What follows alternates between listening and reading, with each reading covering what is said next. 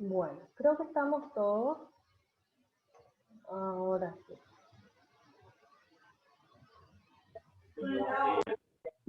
Los que tienen prendido su microfonito, si es que pueden desactivar, por favor, así se entiende lo que estoy diciendo, porque a veces se mezclan. Bueno, creo que estamos todos. Entonces vamos a empezar nada más ahora otra vez la clasecita que había quedado pendiente en la segunda parte. Voy a rememorar nada más este tema que ya vimos justamente, como les mencioné en la clase anterior, pero que es bueno volver a recordar. Sería la forma. Chicos, fíjense por favor sus micrófonos, porque si no yo no escucho nada. Bueno, entonces, habíamos mencionado que la anatomía patológica estudiaba prácticamente a los animales específicamente de dos formas, ¿verdad? A través de la necropsia y a través de la histopatología. La necropsia ya cuando nuestro animalito falleció, y la histopatología se puede realizar en ambos aspectos, ¿verdad? Ya sea en el animal in vivo y también cuando ya está muerto. Entonces vamos a ver nuevamente otra vez así rapidito. De esto vamos a hablar también más adelante en las próximas clases, cómo se realiza la necropsia en los animales, ¿verdad?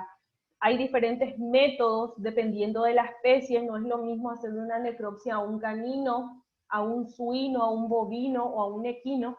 Tienen ciertas variaciones de acuerdo a la raza y de acuerdo al peso, las posiciones y la forma en que, digamos, hacer las incisiones en piel, de retirar ciertos órganos, tienen ciertas particularidades, porque como saben, cada especie también tiene particularidades anatómicas que hay que respetar. En cuanto a la necropsia, dice que es un examen metódico y sistemático, o sea, tiene una forma establecida de realizarse. No podemos empezar por aquí, después ir por arriba, sino que empezamos, como les mencioné anteriormente, desde la parte de la boca, o desde la zona del mentón, digamos, hasta abajo. Para, obviamente, identificar y determinar alteraciones de dos formas, macroscópicamente y microscópicamente hablando. Macroscópicamente viendo así, de manera directa, el animal y los órganos, donde yo puedo ver ciertas alteraciones como la coloración, el tamaño, presencia o no de ciertas sustancias, entre otras cosas. Y la histopatología, voy a ver muestras tisulares, ¿verdad? O prácticamente tejidos. De esta manera yo voy a poder analizar el animal de manera microscópica. La parte de la necropsia es macroscópicamente o a simple vista. En este método prácticamente yo ciertos órganos, ciertas masas puedo extraer una muestra y obviamente observarlo a través del microscopio posterior teñido. Y hablamos también de una rama de la anatomía patológica, que es la patología clínica, que prácticamente ahí estudiamos las alteraciones bioquímicas de los fluidos. ¿Qué nosotros queremos ver en los fluidos? Las alteraciones que pueden presentar, ya sea en número de células, ¿verdad? En cuanto a la, supongamos, la serie roja, si hay más cantidad o menos cantidad de eritrocitos, los glóbulos blancos, en cuanto a sus divisiones, en cuanto a números específicamente, también hay que ver el tamaño, la forma de esas células, porque también eso es indicativo ya sea de que las células están proliferando, están en estado de maduración o están inmaduras, y poder evaluar también eso. Y dijimos que tiene especialidades la parte bioquímica. Específicamente tenemos también la parte de hematología, que estudia justamente toda la parte del hemograma, la bioquímica, todos los que sean estudios serológicos, ¿verdad? Todo lo que sea, por ejemplo, perfil hepático renal, por ejemplo, los test especiales, test de ELISA, RK, inmunocromatografía, entre otros. La citología, prácticamente el estudio de las células. Hablamos también de la patología experimental, que como lo dice su nombre, prácticamente vamos a exponer, en este caso, animales de laboratorio a la inoculación de ciertos patógenos y se va a estudiar justamente cómo se desarrolla esa patología en ese animal, ya sea el tiempo en que tarda en enfermarse, si presenta síntomas, si no, su mortalidad, morbilidad, todo eso se va a evidenciar. Y ahora nos adentramos, en la clase nueva, que sería terminologías, la primera parte, que vamos a utilizar mucho en patología. La primera sería la salud, que ya seguramente escucharon hablar varias veces.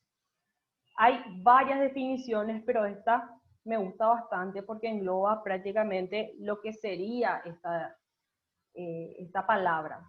Sería un estado de bienestar armónico del organismo con el medio externo, o sea, el ambiente, y el medio interno, prácticamente todos los constituyentes de nuestro organismo, en donde todos los sistemas orgánicos cumplen sus funciones normales, como el metabolismo, la locomoción o el movimiento, las divisiones celulares, la reproducción, sensibilidad y también algo súper importante que sería la actividad psíquica.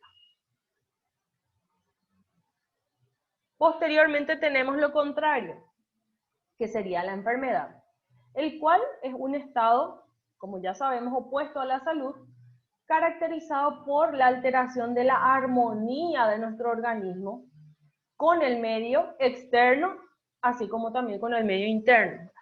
Las mismas se traducen por las alteraciones o perturbaciones de las funciones vitales y las posibles modificaciones anormales en los diferentes tejidos u órganos. O sea, la enfermedad prácticamente es todo lo contrario de salud, como lo denominamos anteriormente, que justamente nuestro organismo funciona de manera armónica, ¿verdad? Tiene una forma en la cual se desarrollan las diferentes actividades dentro del organismo, ¿verdad? Desde el nacimiento de una célula, su reproducción hasta su muerte. Y cuando existe una alteración o tenemos un agente lesivo que justamente trunca esa armonía, ahí aparecen las enfermedades. Por eso es bueno conocer justamente lo normal de nuestro organismo o prácticamente las materias que dieron anteriormente, para después, obviamente, yo poder diferenciar lo anormal que estoy viendo o observando en mi paciente. Otra palabra que seguro escucharon hablar es signo.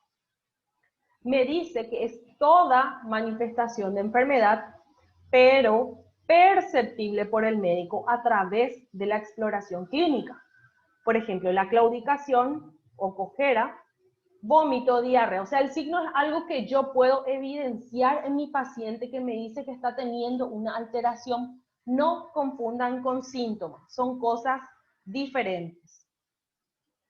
En cuanto a los síntomas, es la manifestación de la enfermedad, pero solo perceptible por el paciente, como por ejemplo la cefalea o dolor de cabeza, mareos, entre otras cosas. Entonces, no se confundan signos de síntomas. Signo es algo que yo evidencio en mi paciente, y síntoma, algo que en teoría el paciente solamente siente, que a veces nosotros podemos determinar y otras veces obviamente no, porque no nos habla. En el caso, por ejemplo, de mareo, podemos ver algunos signos como ataxia. La ataxia es cuando prácticamente el animalito está como si fuera que se va a caer, ¿verdad? Parece como si fuera que se le mueve el piso, como camina. Entonces, en ese caso sí podemos evidenciar ese síntoma de mareo mediante el signo de ataxia. En cuanto al síndrome, que también seguro escucharon hablar, ya es esto un conjunto de ambas definiciones anteriores, de signos y de síntomas, que son comunes a un grupo de enfermedades, pero insuficientes para establecer un diagnóstico etiológico. O sea, síndrome es prácticamente algo, o un conjunto de signos y síntomas, como mencionamos hace rato, que me pueden dar una idea de la patología que está presentando mi paciente, pero obviamente eso no es un diagnóstico ya definitivo, tengo que investigar más. Por ejemplo, ahí les puse una imagen que es se denomina trastorno de espectro alcohólico fetal, o sea que es prácticamente un síndrome en el cual el feto o el niño o niña ya después de nacer presenta ciertas particularidades anatómicas que son indicativas de este problema, como por ejemplo, la cabecita dice que es más pequeña, las aberturas oculares son pequeñas, la nariz es corta, el surco nasolabial es liso, labio superior delgado, son algunas que otras, ¿verdad? Mandíbula subdesarrollada, o sea, son varias cosas que yo puedo evidenciar en esta persona que me hacen indicar que tiene este problema que se denomina trastorno de espectro alcohólico fetal, ¿verdad? Que es justamente una patología que se adquiere a través de la madre que consumió grandes cantidades de alcohol durante el embarazo.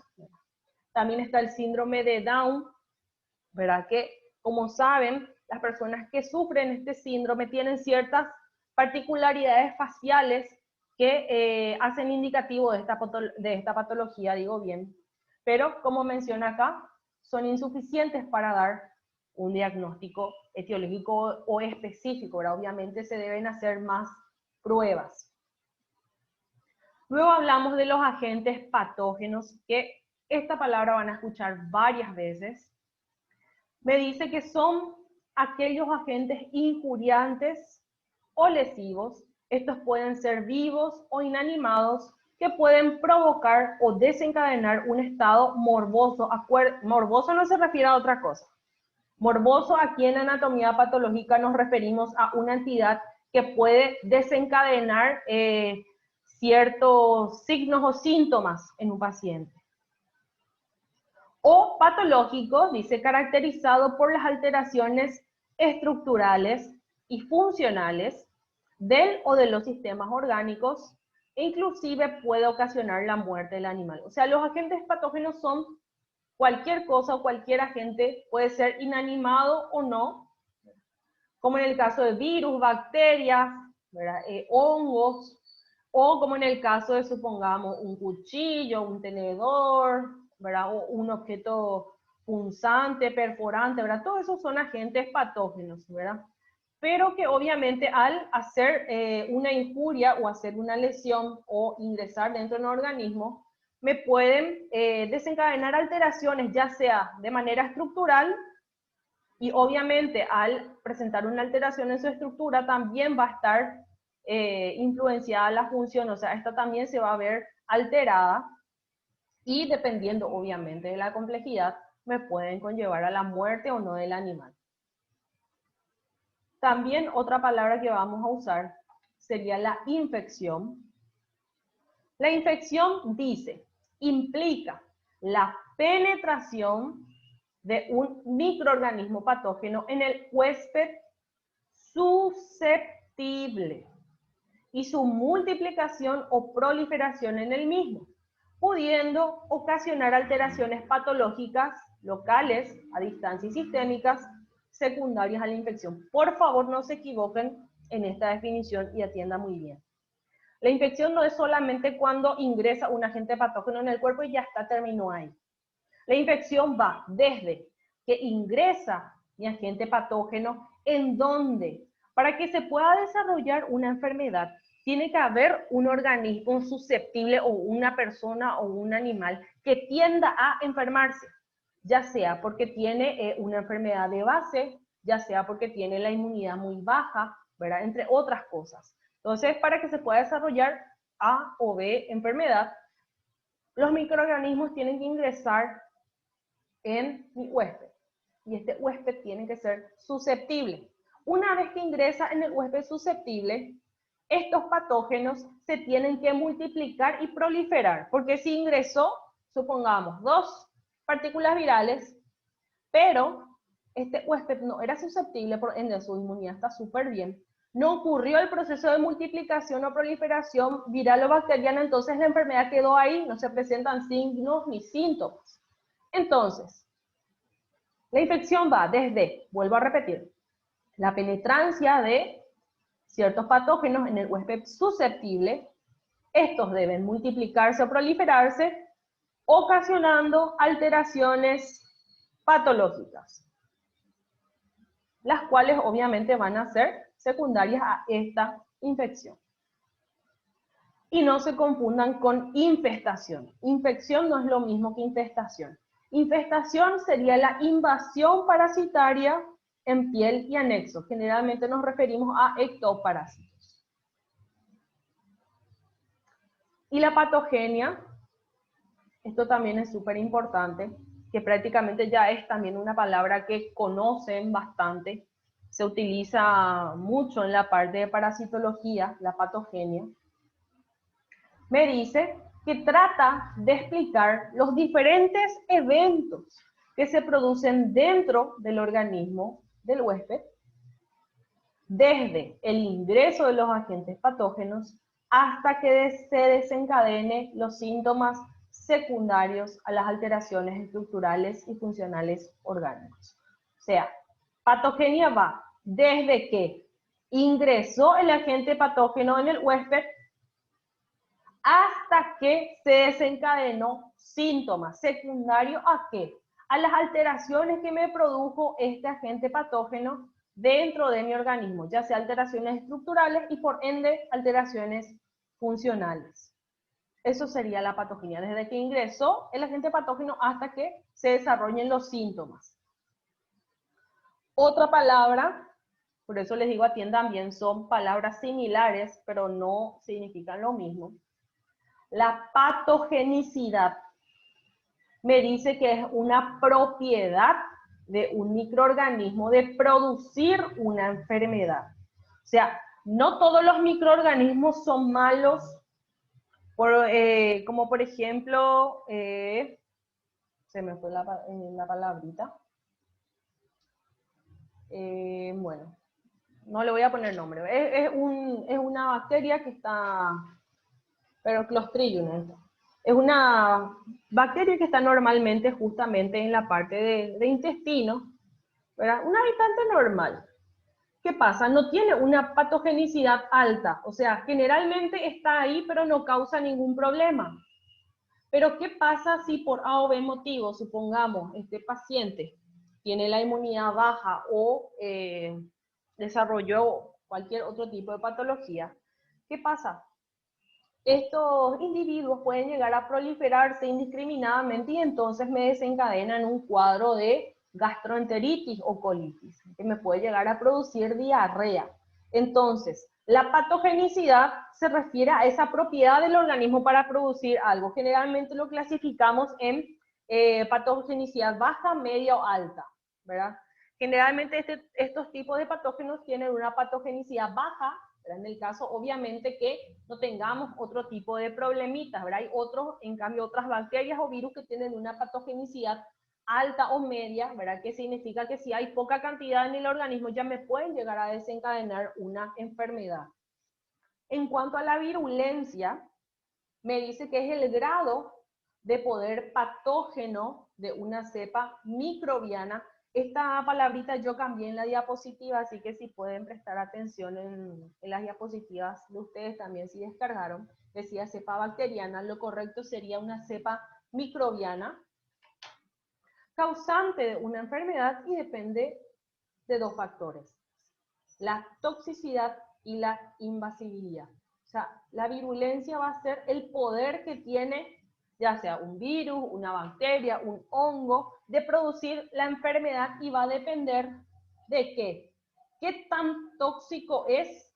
Y aparte de eso, la capacidad de ese organismo o ese microorganismo, mejor dicho, de poder invadir tejido sano. Luego aparecen las lesiones. La lesión se desarrolla por acción de los agentes injuriantes que producen alteraciones estructurales o metabólicas, tisulares u orgánicas. Las mismas necesariamente se manifiestan clínicamente por los síntomas que deberían de ser interpretados como alteraciones funcionales. No se puede hablar de síntomas si no se produce lesión. ¿A qué me refiero con esto? En este caso puse una imagen, ¿verdad? Tenemos una hiperemia o secciones de hemorragia, digamos, en diversas secciones de este intestino. Entonces, ¿verdad? Este sería de una necropsia a un animal que estuvo con gastroenteritis hemorrágica. Pero no les voy a dar ahora el nombre de la etiología, ¿verdad? Una gastroenteritis hemorrágica, clasificamos así de manera general. Entonces, ¿qué pasa? Yo no puedo hablar de lesión, dice acá. Perdón, yo no puedo hablar de síntomas si no hay lesión. O sea, si es que mi intestino no tuviese estas cositas, no voy a tener síntomas, ¿verdad? Porque obviamente si no hay lesión, mis células o mi tejido va a funcionar normalmente. En este caso, tengo una lesión en mi tejido, ¿verdad? Estoy con zonas hemorrágicas. Eso significa que hubo un rasamiento, digamos, de las microvellosidades de mi intestino y por ende se desarrolló ese cuadro de diarrea con presencia de sangre.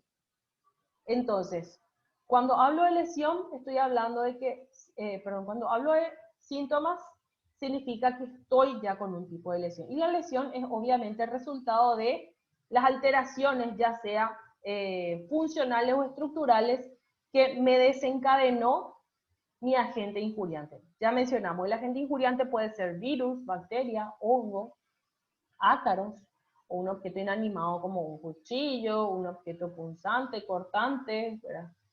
Cualquier ese tipo de objetos, ¿verdad? Y ellos, obviamente, al producir un tipo de lesión, se va a desencadenar un tipo de síntoma. Luego, tenemos otra denominación que sería lesión patognomónica. ¿A qué me refiero con esto? Es la alteración morfológica específica y exclusiva de una enfermedad. Por ejemplo, los corpúsculos de Negri, que son cuerpos de inclusión intracitoplasmáticos, aparecen en células del sistema nervioso central en la rabia. Estos son los corpúsculos de Negri. Esta es una célula nerviosa normal y esto sería lo anormal y a esto se lo denomina corpúsculos de Negri. Entonces, la lesión patognomónica es algo o una alteración que es específica y solamente de esa enfermedad.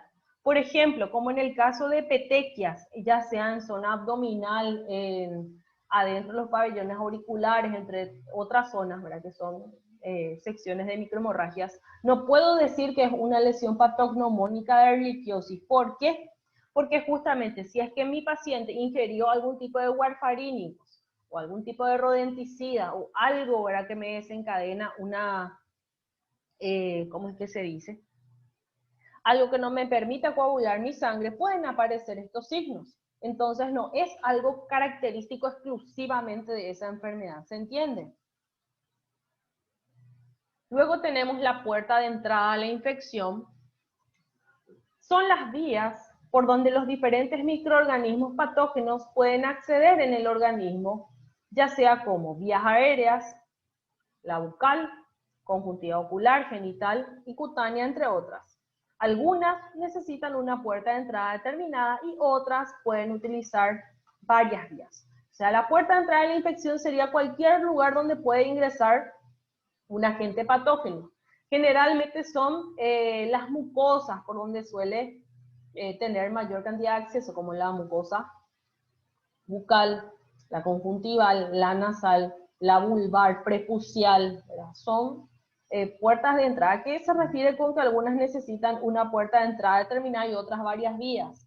Como por ejemplo en el caso del mosquillo canino, puede ser por, obviamente, olfatear esos agentes patógenos en diarrea. Un animal puede ingresar también a través de la conjuntiva ocular, o sea, no es solamente a través de la nariz o a través de los ojitos, también al lamer puede llegar a consumir. Entonces, esta patología puede entrar por diferentes puertas. Y hay, en cambio, otras que solamente, exclusivamente por determinado lugar pueden llegar a ingresar. En cuanto a la propagación de los microorganismos se pueden propagar por diferentes vías. Pueden ser por sangre, pueden ser por linfa, dentro de la cavidad o intracavitaria, intraluminal o dentro de la luz, por continuidad o por estar cerca, entre otros. Como por ejemplo, vamos a decir, una tumoración, ¿no? Un tumor maligno, para dar un ejemplo un poco más amplio. ¿Qué pasa? Si tengo, por ejemplo, aquí un tumor maligno, ¿no? Vamos a decir en la cabecita, ¿qué pasa? Dependiendo obviamente del grado de malignidad del tumor, puede viajar a diferentes órganos. Generalmente puede tomar 2 vías, dependiendo. Puede tomar la vía sanguínea, ¿verdad? Una vez que se infiltra mucho en las células, puede llegar a ingresar en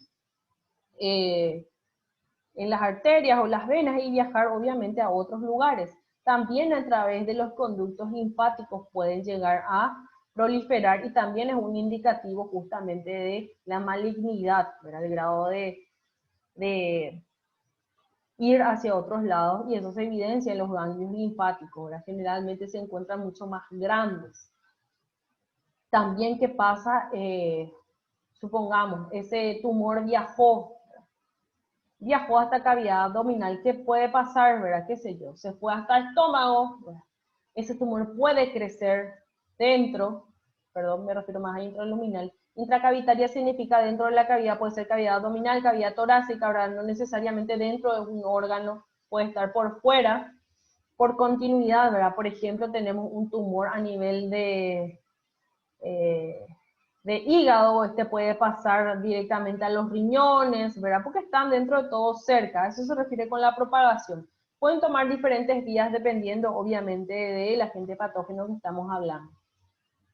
En cuanto a los aspectos básicos de la patología, aquí hablamos de 2 personitas, Robbins y Cotram, me mencionan 4 cosas básicas o 4 aspectos básicos en un proceso patológico y que representan el núcleo de la patología. Esto es súper importante y siempre pregunto, los 4 aspectos básicos en un proceso patológico.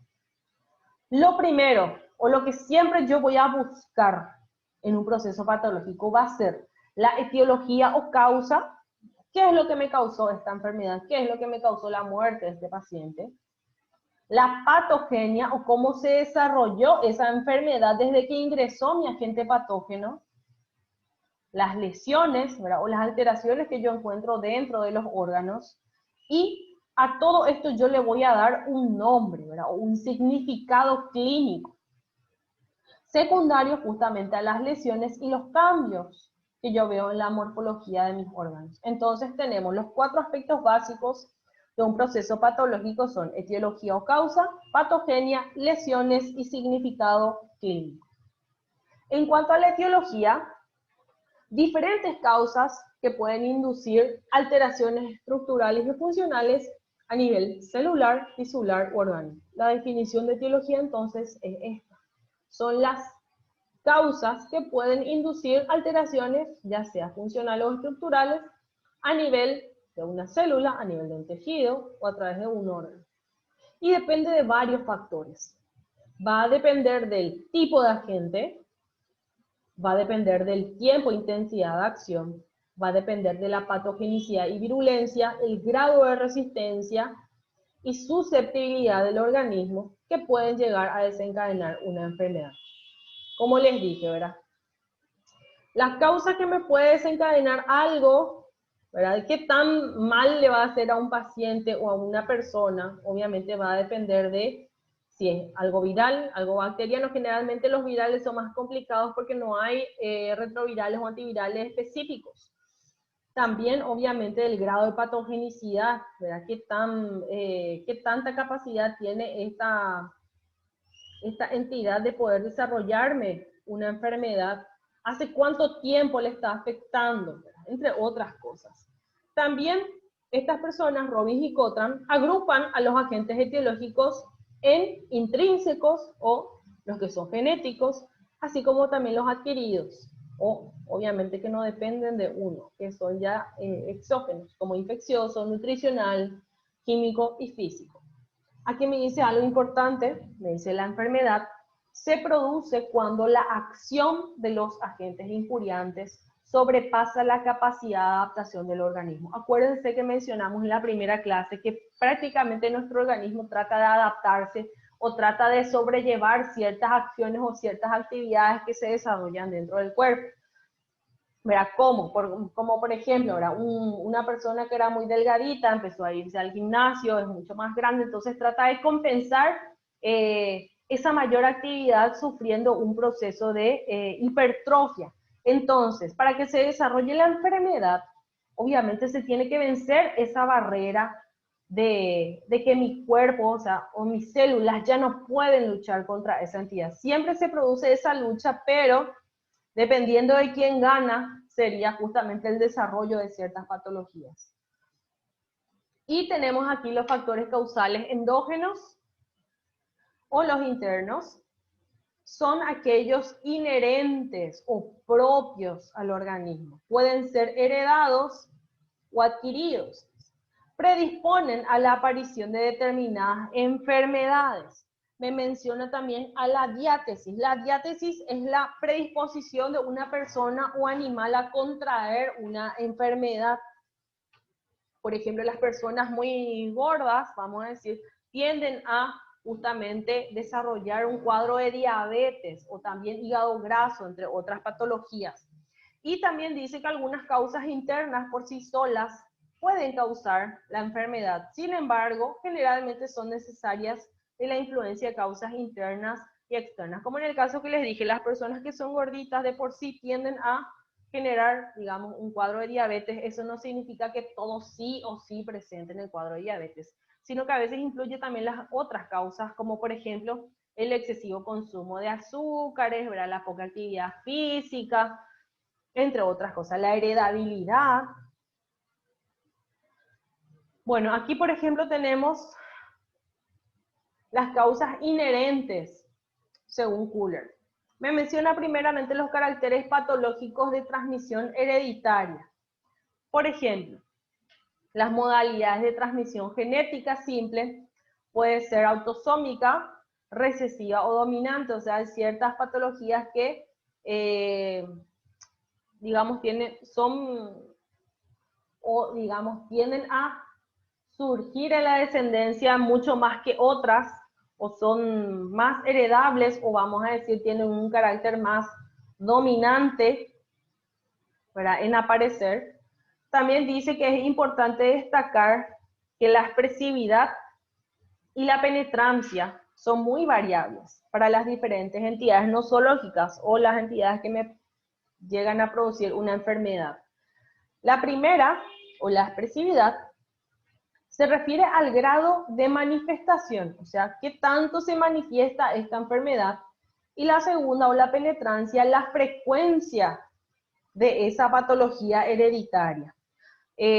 Tengo otras definiciones como por ejemplo que la expresividad es la cuantificación o obviamente contar, ¿verdad?, la expresión de un fenotipo o algo que yo puedo ver a simple vista que presenta un genotipo. Un genotipo es algo, ¿verdad?, que yo no puedo ver a simple vista. Sería una transmisión obviamente a través de los genes que generalmente se evidencia a través de ciertos fenotipos, ¿verdad? Eso sería entonces, la expresividad sería la expresión, valga la redundancia, o la cuantificación de esa expresión de un fenotipo que presenta un genotipo. Y la penetrancia sería la cantidad de individuos con un mismo genotipo, o sea, los que tienen, digamos, la misma predisposición genética a presentar la expresión fenotípica. O sea, no todos los pacientes que presentan una predisposición genética a desarrollar tal patología pueden llegar a desarrollar cierta patología, o yo puedo ver que puede tener esa patología. También tenemos las causas anomalías hereditarias. Por darle una pincelada, tenemos la falla en el control del operón, que prácticamente son un grupo de genes complejos que regulan la expresión de los mismos. Dice que en cuyo caso, en forma resumida, se produce por defectos en la corrección de duplicación o transcripción del ADN y ARN respectivamente. Hay ciertas patologías hereditarias que justamente se da por una pequeña falla en justamente la traducción o transcripción, digo bien, de ADN o ARN. Las mutaciones lo define Kuller como una mutación a la presencia de caracteres hereditarios nuevos sin proceso de transmisión reconocible que los determine. Estas mutaciones obedecen a alteraciones del sistema genético de información del ARN y pueden ser espontáneas por errores de lectura en la secuencia de las bases nitrogenadas. Acuérdense que los cromosomas tienen otra vez bases nitrogenadas que justamente tienen una forma o una secuencia en la cual están establecidos, ¿verdad? Y cuando esa secuencia se lee mal o se transcribe mal por A o B motivo, aparecen ciertas patologías. Luego tenemos las inducidas de origen exógeno por acción de varias causas, como rayos X, otras radiaciones, sustancias mutágenas, incorporación de ARN vírico al ADN hospedador, y algunas por citar nada más. Pueden haber mutaciones genéticas y mutación cromosómica. La mutación genética por delección, pérdida de una o varias bases, inserción o la adición de una o varias bases, transición, intercambio de bases, transversión, intercambio de bases también, solo la transición en las próximas, deficiencia, un cromosoma incompleto, inversión, giro de 180 grados, translocación, intercambio de fragmentos, aberración numérica también. Y aquí nada más para ver, por ejemplo, la transición, ¿verdad? Cambian bases cercanas. La transversión, acá tenemos, por ejemplo, la delección, ¿verdad? Sale una sección del cromosoma, ¿verdad? Y queda sin esta. Acá queda A, B, C, D, E. Y queda A, B, C, E. ¿Verdad? Salió. Inversión, ¿verdad? Se cambia de lugar. Duplicación se repite, ¿verdad? Entre otras. Y también tenemos enfermedades hereditarias ligadas al sexo.